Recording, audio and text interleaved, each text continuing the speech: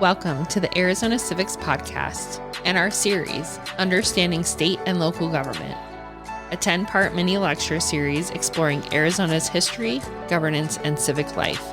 This podcast is designed to provide clear, engaging insights into topics like judicial selection, tribal sovereignty, and direct democracy. Our content expert, Dr. Sean Bienberg, a Phoenix native and scholar of state and federal constitutions, brings deep expertise to this series. Dr. Bienberg serves as the Associate Director of ASU's School of Civic and Economic Thought and Leadership and is the Director of the Center for American Civics.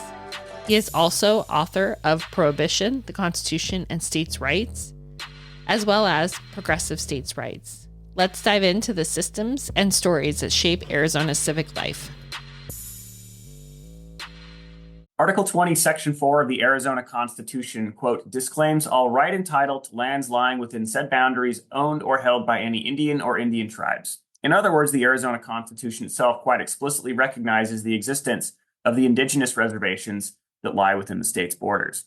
Among the contiguous states, Arizona is in the top handful in terms of both the percentage of indigenous citizens and, depending on how one classifies Oklahoma, it either has the most or the second most indigenous lands by area, about a quarter of the state's total area, primarily but not exclusively in the northeast and southwestern parts of the state. The way that power is divided between the states and the federal government in our system of constitutional federalism can often be quite complicated. Add local governments, and this becomes even more so. The division of authority among the tribal governments and how they interact with federal, state, and local government is incredibly complicated as well. Article 1, Section 8 of the U.S. Constitution gives Congress, and thus the federal government, the authority to regulate interactions with tribal governments. So that their primary interaction of tribal governments is with the United States government.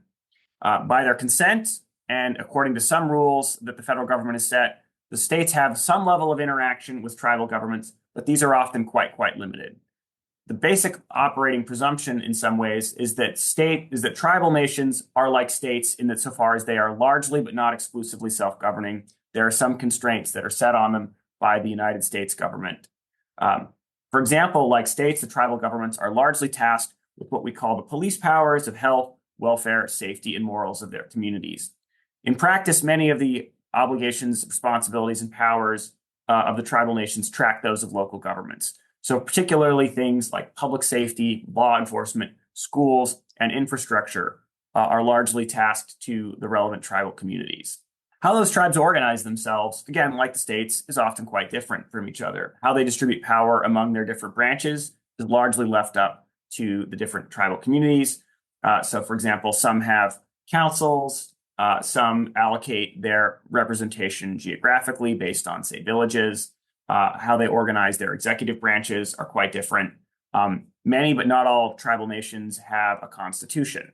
There are 22 federally recognized tribes in Arizona, including several that are among the largest groups in the contiguous United States. The Navajo Nation, for example, in this recent sort of reassessment and census, has actually become the most populous indigenous tribe in the United States.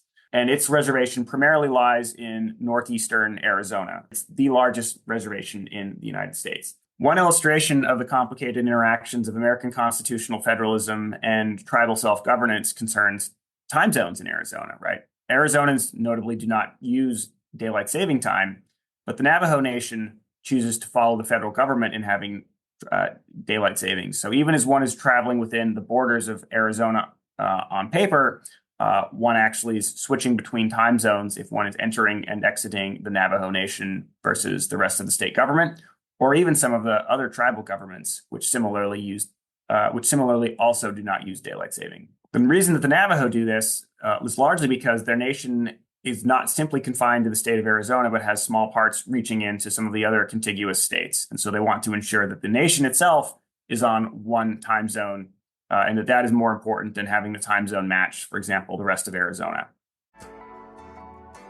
Thank you for joining us. This series is brought to you by the Center for American Civics at ASU, where we're working to make Arizona a national model for civic education.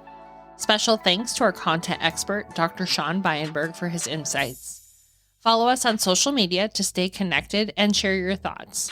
We are on social media at ASU Civics on pretty much every platform. Don't forget to check out the show notes for any relevant links. Stay curious, stay engaged, and keep learning.